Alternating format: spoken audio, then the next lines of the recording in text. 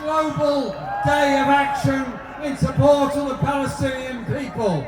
There are demonstrations in every major city going on today.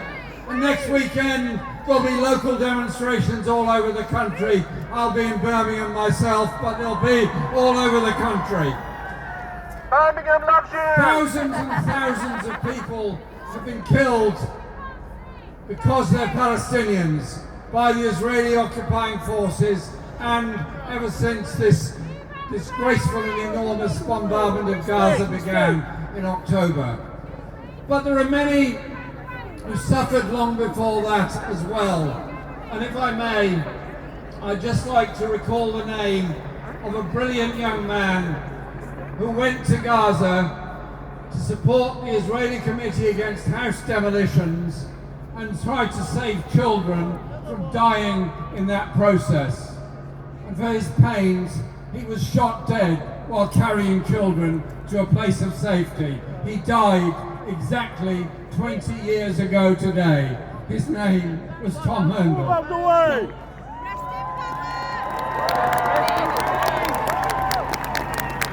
People like Tom and so many others should never be forgotten in this awful carnage that we're witnessing at the present time.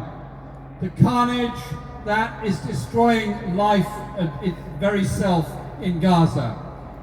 And as you know, this week, South Africa, who suffered so grievously under apartheid, have repaid the world for their solidarity against apartheid by showing their solidarity with the people of Palestine. In South Africa, taking the case and application to the International Court of Justice in The Hague was to me a very poignant moment.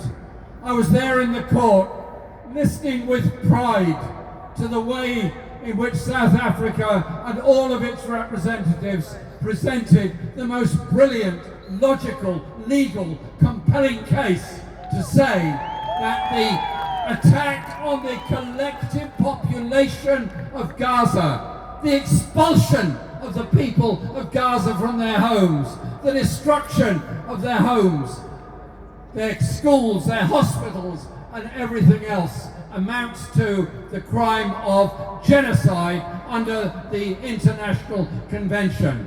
It's now up to the judges, the International Court of Justice judges, to decide on that case.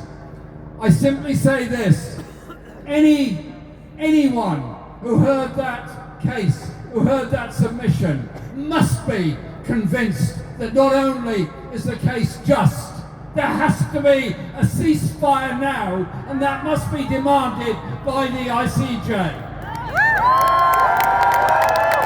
I will also say this: the attacks on Gaza, 70% of the homes destroyed, the schools, the hospitals, and now more people dying from wholly preventable conditions because of starvation, of dehydration, and of diarrhea, and all these preventable conditions brought about by the destruction of normal life. 1 million people corralled into a small area around Rafah trying to survive. The ceasefire must happen. Justice must prevail. But it's not brought about by bombardment of Yemen, extending the war into Lebanon, the Red Sea, or anywhere else. As if there aren't enough bombs that have already been dropped on the Yemen over the past years by Saudi Arabia, supplied by Britain and the United States.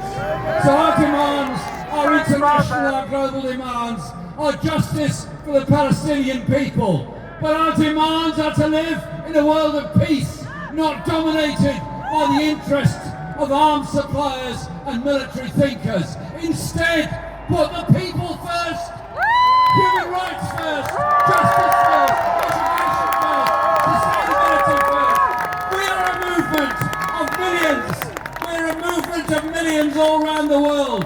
Today, in solidarity with the people of Palestine, and every day in solidarity with the people of Palestine, and in solidarity to bring about that world of peace, which we will see in our lifetime. Thank you.